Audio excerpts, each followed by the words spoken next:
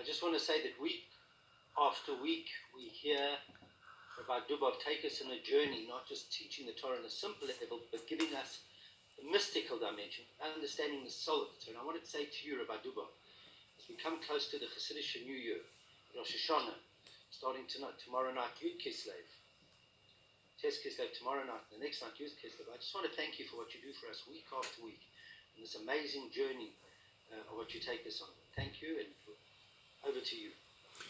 Thank you so much, David. It's lovely to be with you again this evening. As you quite rightly mentioned, we are in a Chassidish month. We're in a beautiful month of the month of Kislev. And tomorrow night, as you mentioned, is in fact the birthday and the Yortzeit of the second Lubavitcher Rebbe, Rabbi Dubov of Lubavitch. And the day after that, on the 10th of Kislev, was his day of redemption. And of course, on the 19th of Kislev is the Rosh Hashanah of Hasidic teachings, the day of the liberation of the Alter Rebbe, Rabbi Shneur Zalman. And consequently, tonight what I'd like to do is to take some teachings of the Alter Rebbe together with the Mittler Rebbe on this week's Parsha and package them to you in a way which will be palatable as highlighted by our Rebbe in a Sikha which he spoke in 1990. So let's start at the beginning. Vayetze Yaakov mi Be'er Sheva. What a beautiful Sedra, Yaakov Avinu. In last week's Parsha, he took the blessings from Yitzchak, and Rivka senses that his brother Esav is designing to kill him. And so, on their advice, he is told to go to her brother Lavan, who lives in a place called Haran. And the Sedra starts off, Vayetze Yaakov mi Be'er Sheva, Vayelech Harana. That Yaakov left, he went out of Be'er Sheva, and he went to Haran. Every pasuk, every verse, every story in the Torah is to be understood in its pshat, in its simple level, in its remez, what it hints to, in its drush, in its homiletic understanding, and in its sod, in its mystical level of understanding. Let's go straight tonight to the mystical level of interpretation. How is the story of Yaakov's going out to Haran and the entire episode of his marriage of Rachel and Leah, an engagement with Lavan with his sheep, and eventually return to the land of Israel, how is that played out on a mystical level? The Alter Rebbe and the Mittler Rebbe, in their Sefarim Torah Toras Chaim, explain the following. Vayetze Yaakov mi Be'er Sheva is the story of the soul descent. A soul comes down from the supernal world and it descends down into this world. Where does it come from? Vayetze Yaakov. Now Yaakov is Yisrael. Yaakov and Yisrael are synonymous. He has this name change in the Sedra, although even though the name is changed, they are interchanged. Unlike Avraham, whose name was changed from Avram to Avraham, who's never again referred to as Avram, Yaakov, even though his name is changed to Yisrael, sometimes he's referred to as Yaakov and sometimes as Yisrael, depending on which level we're talking about. But Yaakov and Yisrael are synonymous, and it refers to the general pool of Jewish souls.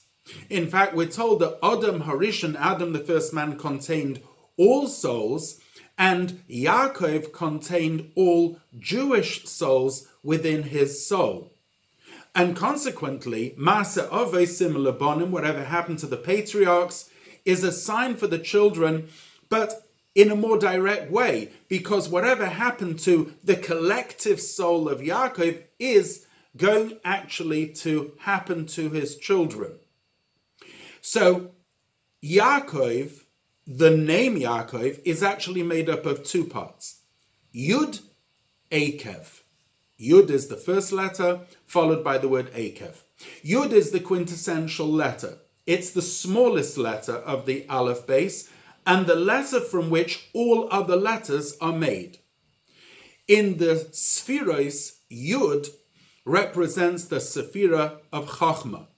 Chachma is koyach ma, the potential for something. The idea of bittul, because the word ma means what, but it also means what, in the sense that what are we? Nachnu ma. So the potential for nothingness is contained in the letter Yud, representing the Sphira of Chachma, the highest Sphira. That comes down in Yarkov all the way to the Akev, the heel. So Yarkov represents the ability to take the highest, most transcendent level all the way down to permeate the lowest heel level. So this Yaakov goes out of Be'er Sheva. Where is Be'er Sheva? So there are in fact two Be'er Shevas. One is called the Be'er Sheva of Avraham. The second is the Be'er Sheva of Yitzchak. The Be'er Sheva of Avraham was called because it says, Kisham Nishbu Shnehem, there both of them swore. And the Be'er Sheva of Yitzchak is called because of the 7 wells which he dug. Be'er Sheva, the 7th well.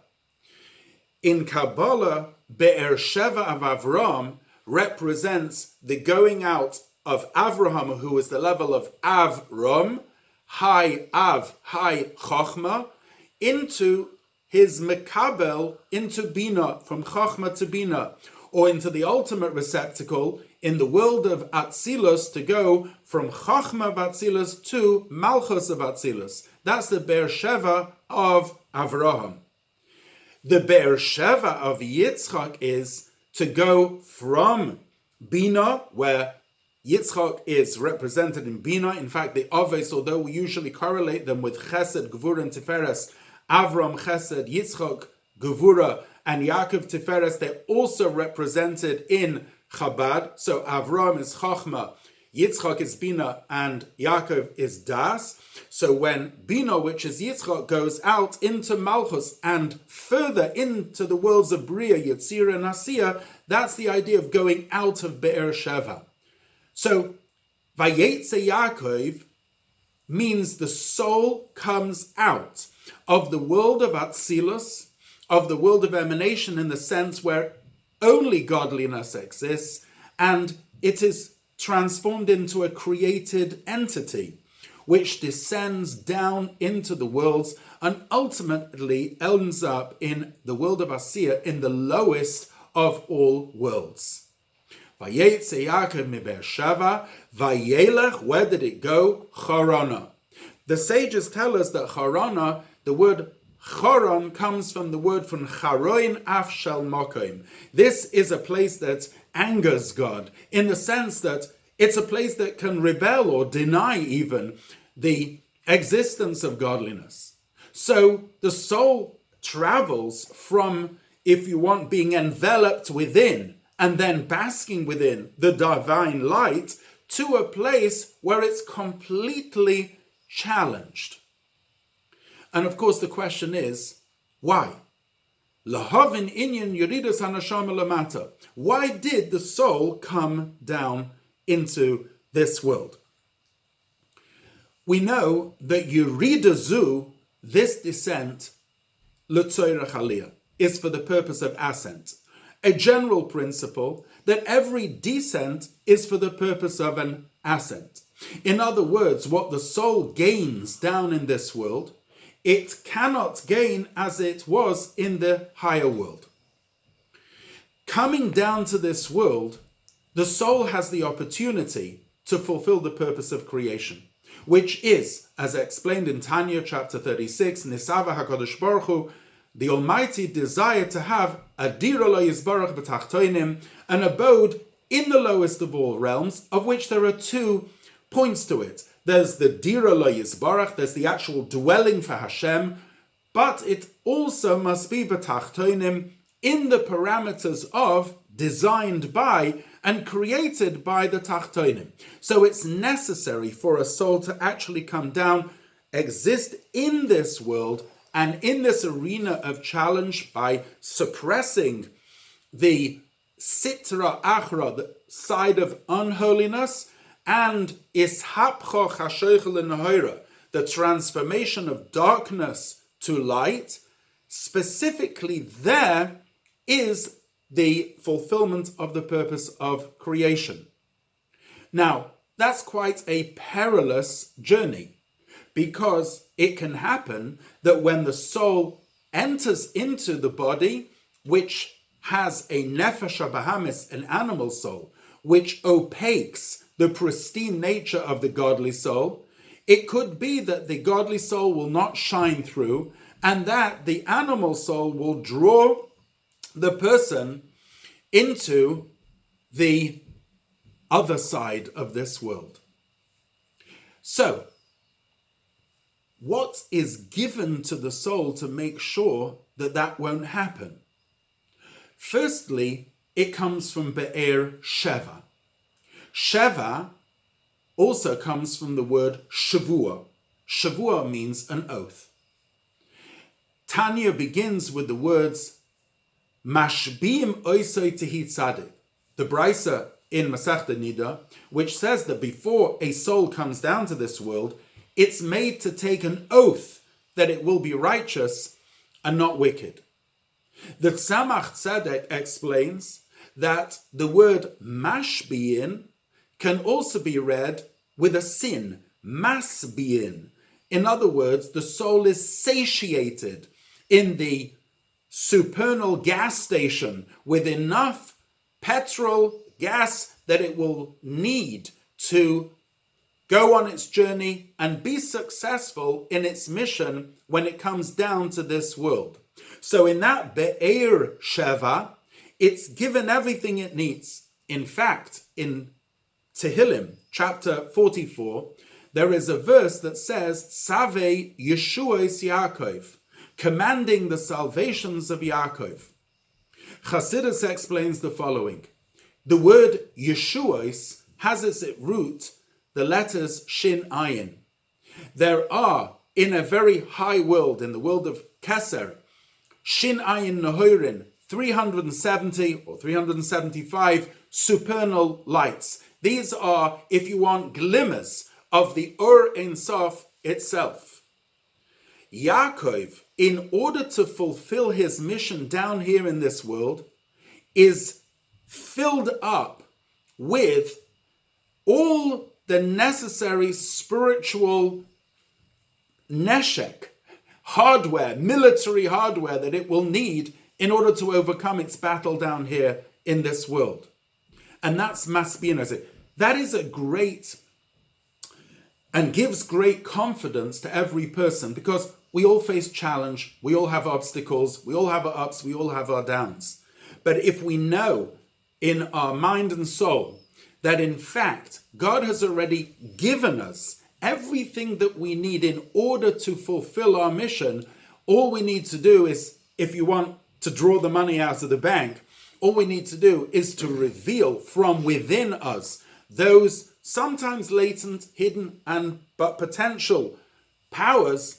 Then it's not something which Hashem is asking us to do, which is impossible. The Almighty only asks you what is within the realm of the possible.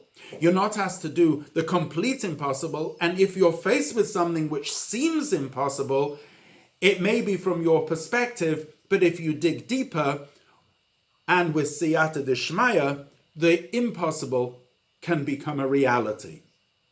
So, Yaakov Avinu sets out on this perilous journey. And before arriving, he actually does two things. Number one, he spends 14 years in the yeshiva of Shem and Aver. He fills himself up with Torah. The Gemara says, Barasi Yetzahara, Barasi Torah Tavlin. Yaakov is about to enter into the world where there is challenge from the Yetzahara, from the evil inclination. So he needs a tool, an instrument to combat it. Says the Gemara, I've created a Yetzahara, but I've created Torah to combat it. So complete immersion in those 14 years gave Yaakov the fortification, in addition to what he was filled up from his soul before his soul came out, to be able to fight against the Yetzirah. Paga b'cha menuvel, says the Gemara, if you bump into this low life of your own Yetzirah, mashchei lebeis hamedrash, schlep him to the house of study, because the Torah study will take care of him. Vayifka b'mokim. Yaakov Avinu, on his way out, stops at Har HaMoriah, Mount Moriah, and he has this beautiful vision. He lies down, he takes the stones of the place, he puts them around his head, and he has this vision of the sulam, of the ladder, Mutzav Arza, whose foot is on the ground and whose top is up in the heavens. As is well explained in Kabbalah, the sulam is the sulam hatfilah, the ladder of tefillah, and we have explained this previously, the whole aliyah and yerida of tefillah, the going up and coming down of the korbanos, the psukkah de zimra, the birchas krishma, the shemona esra is the ladder going up, and all the various stages after davening are the ladder coming down. This evening, I'd like to focus on a few of the pasukim which Yaakov tells us before, and he says as follows: Vayifka b'mokim, he comes to the place, Vayikach me'avne hamokim vayosem merashosav. He takes from the stones of the place and he puts them around the head. Of course, there are many, many commentaries which explain why he does this. Let's explain it from a mystical perspective. What are the avnei hamokim, the stones of the place? In Sefer Yetzirah, the Book of Formation, which is one of the earliest Kabbalistic texts, it says that 2 stones can build 2 houses, 3 stones can build 6 houses, 4 stones can build 24 houses. How does this work? Because letters are stones.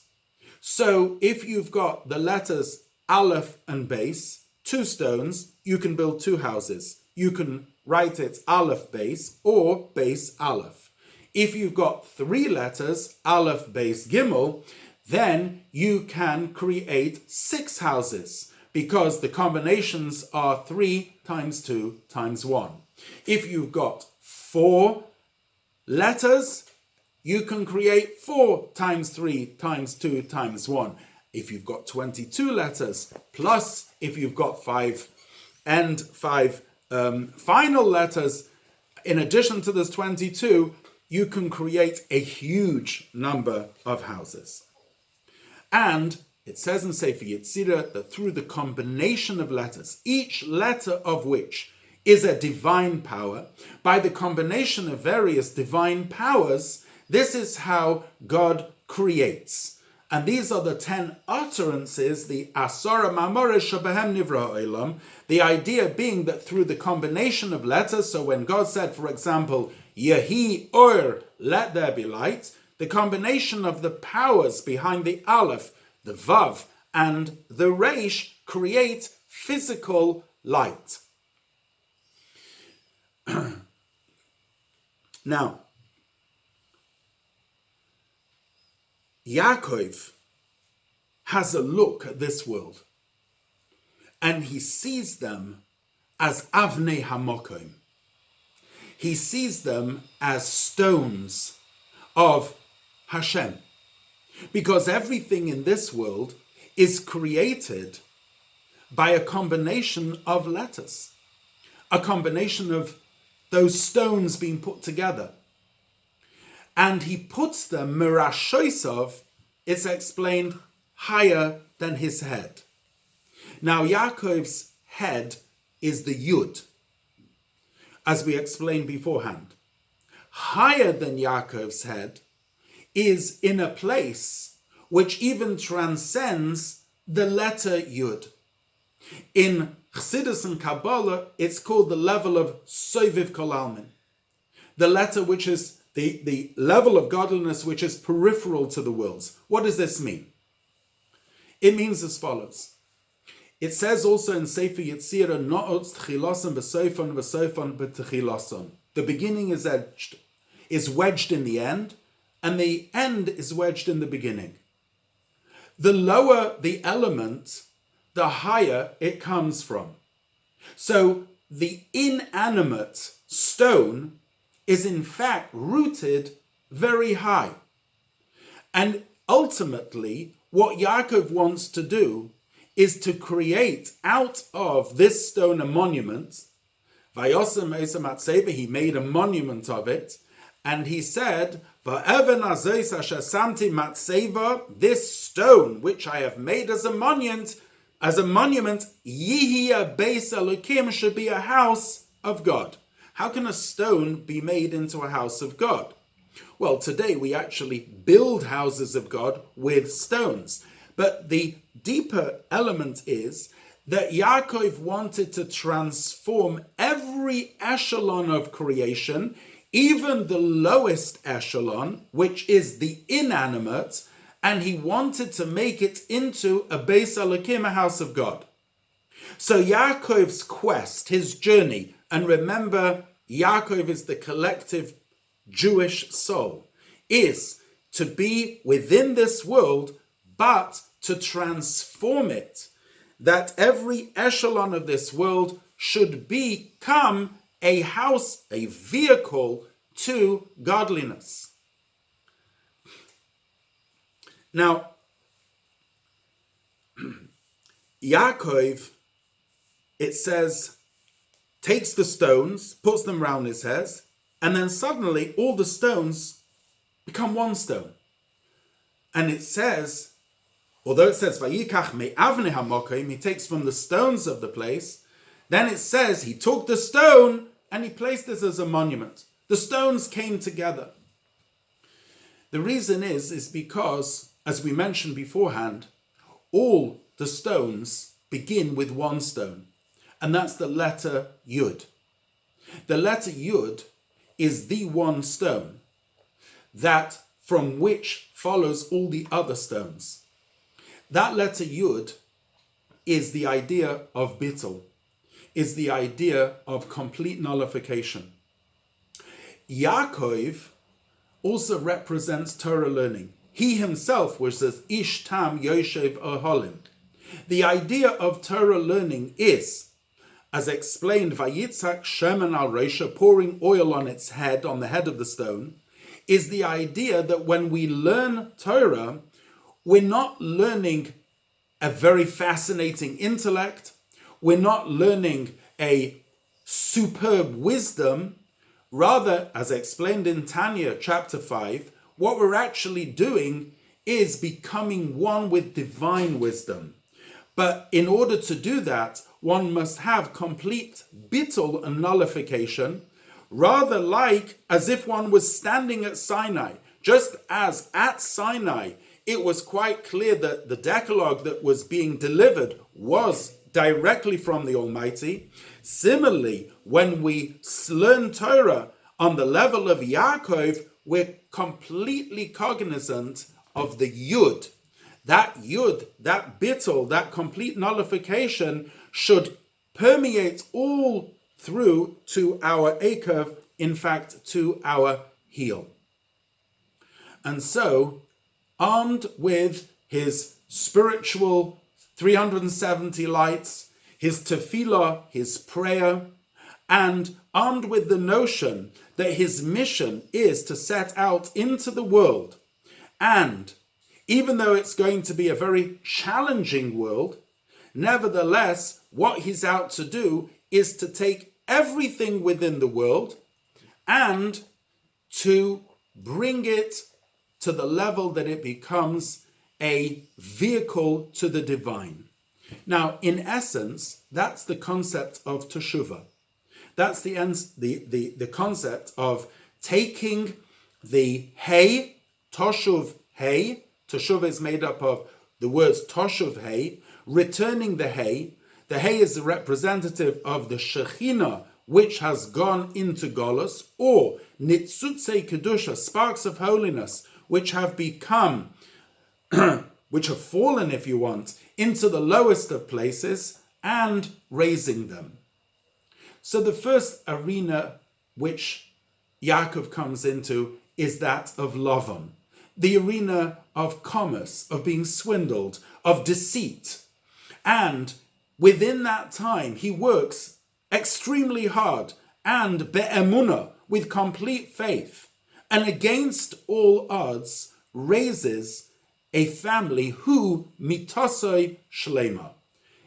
Our sages describe the progeny of Yaakov in the words, his bed was complete. What does that mean? Avraham, say the sages, yotza mimenu Yishmael. He gave birth to a Yishmael. Yitzchak gave birth to an Esav. But Yaakov, all his children were tzaddikim, were righteous. This is very difficult to understand. After all, Avram and Sarah were two great tzaddikim. How is it possible that Avraham could give birth, even though through Hagar, to a son, Yishmael? Yitzchak and Rivka were great tzaddikim. How is it possible that they could give birth to an Esav? The answer is that although they were great tzaddikim, and Avram's midah, his character trait was that of chesed, however, chesed, an unbridled chesed, can actually give birth to a Yishmael. And it was actually Sarah who told Avraham that he has to send Yishmael away. And to Avram's credit, he listens to Sarah and he sends her away because he understands that when it comes to asay tov, when it comes to chesed, there does have to be a limit to it. Similarly, Yitzchak, his midah was gevura. Now, that can give birth to an Esav.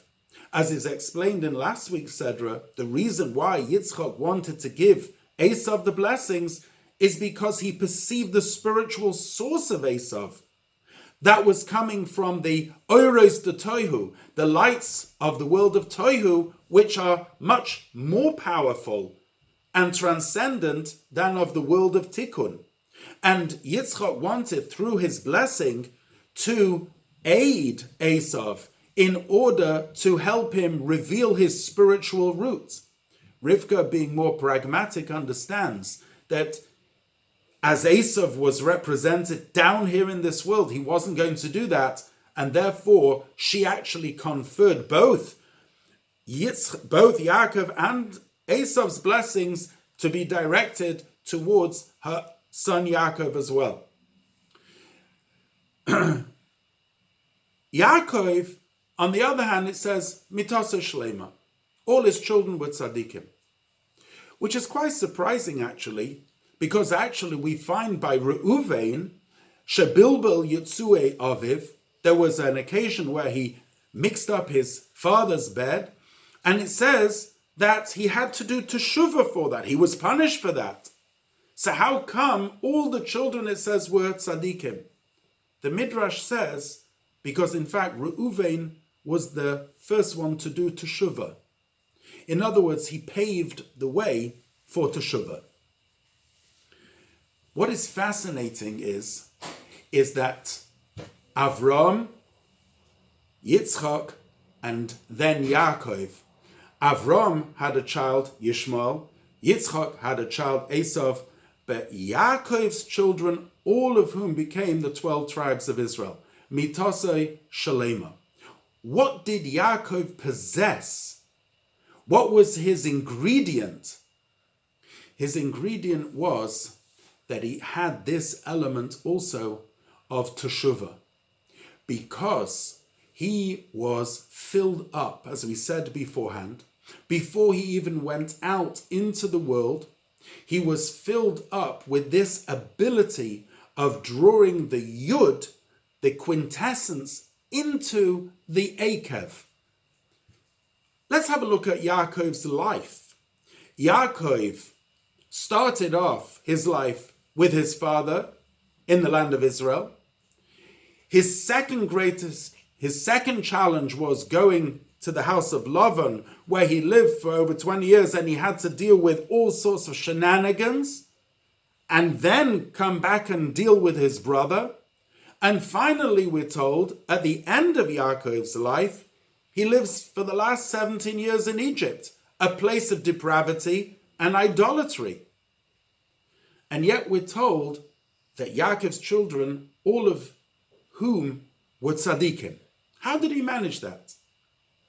The answer is that Yaakov, in whichever situation he was, whether he was in the land of Israel, which is the level of a tzaddik, or whether he was with Lavan, which is the level of a Beinoni, in the sense that he's constantly challenged, the Beinoni being constantly challenged, at least in thought, whether he should do what's right or wrong, or whether he was in Egypt, where there was even a question of idolatry. He begged his son Yosef to carry him out of Egypt so that he would not be buried in Egypt and people would make it a shrine of idolatry. In every situation, Yaakov had one task. He had one focus, and that was to create, whether it's in the land of Israel, or whether it's in Lavan, or whether it's meeting his brother Esau, or whether it's in the land of Egypt, in the most depraved land, his goal was to take wherever he was, the Avnei HaMokim, the stones of the place, and to make them into a Beis Elokim, to take the highest and most supernal quintessence and to bring it down and to make a Dira Lo Yisbarach, a dwelling for Hashem wherever he may be. Maisa Oves Simen Labonim. The actions of the forefathers are an indication for the children. The children throughout the ages have sometimes been in the land of Israel, like we were in the times of the Beis Hamikdash, or we were sometimes in the house of Lavan, or we were sometimes facing Esau, or we were sometimes in Mitzrayim. What we can draw from Vayetze Yaakov mi Beersheva is that, and this is the lesson which we can learn from this shir, to take into each one of us a lesson, a beautiful lesson from the Parsha, from the Chassidish Parsha, is the following. Each one of us, wherever we may be, it could be you may be living in the land of Israel, or it could be you're living in the diaspora, where the Tzemach Tzedek said, Machda Eretz Yisrael, make the land of Israel wherever you are, because the land of Israel is the land that desires to do the will of its maker. You have the necessary powers to take every echelon of your living experience and to make it a Beis Elokim, a house for Hashem. In your eating, your drinking, your sleeping, your commerce, your free time, your leisure, your learning, your davening, whether it be open engagement in holy matters, Torah and mitzvahs, or whether it be what we would call mundane matters, you can create them that they should be l'shem shamayim, for the sake of heaven, u'b'chol derachecha dayehu, knowing God in all your ways. And when you do that, you effect a general teshuvah.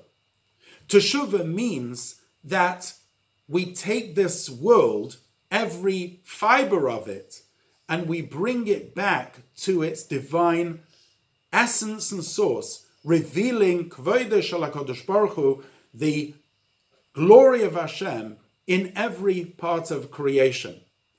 Each one of us is specifically a certain soul in a certain time, in a certain place, and has been given the essential powers that are needed to take the people that you come into contact with, the area in which you live, the home, the family, yourself, and to make it a Beis Elokim. The necessary things are Torah and Tefillah. We need to learn and we need to daven that we should be successful in this quest like Yaakov Avinu did, but the power to do so has been granted. V'shavti b'shalom el Beis Avi.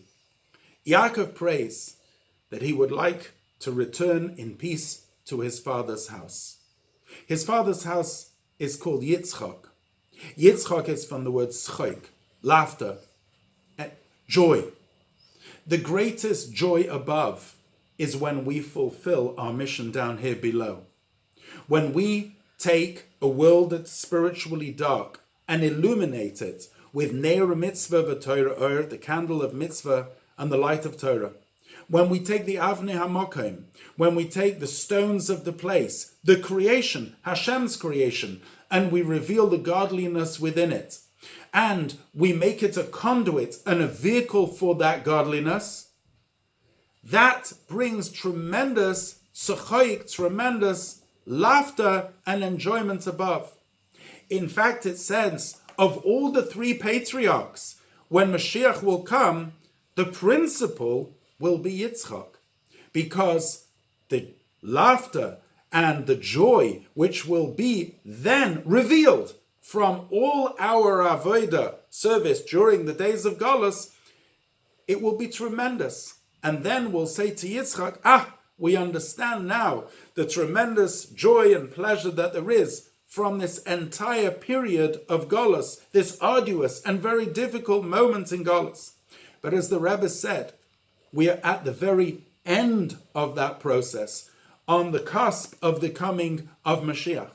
And consequently, it behooves each one of us at this moment, whether we are in the open religious engagement, whether we are in a challenge moment, or even if we have fallen, we today must pick ourselves up and return those fallen parts and sparks back to their correct place. And whether we're on the level of the tzaddik, the Beinani, or the Baal Teshuvah, it's well known that the Alter Rebbe said that his main uftu, his chidush, his novelty, was the creation of Baal Teshuvah. And if that was the case in the days of the Alter Rebbe, how much more so in today, when we have the revelation of Hafotzas Amayonas Chutza, of the well springs of Chassidus, the crown jewel which has been crushed into palatable elixir and medicine and sent around the world by Zoom, by the internet, so that it's reached the farthest, deepest, and most darkest of places. Now is certainly the time that we can return V'shavti b'sholem, in peace to our Father's house, and we can come back to our Father's house in peace, as the Alter Rebbe said, Pada b'sholem nafshi, his soul was redeemed in peace, with the peace of learning Torah, both its revealed parts and its inner part, which reveals the inner soul, which reveals the inner dimension of the world, which ultimately will reveal, as the Ramban finishes his magnum opus, Umal ha'aretz de'as Hashem, that the whole world will be full of the knowledge of Hashem, kamayim layom mechasim, as waters cover the sea. Thank you so much.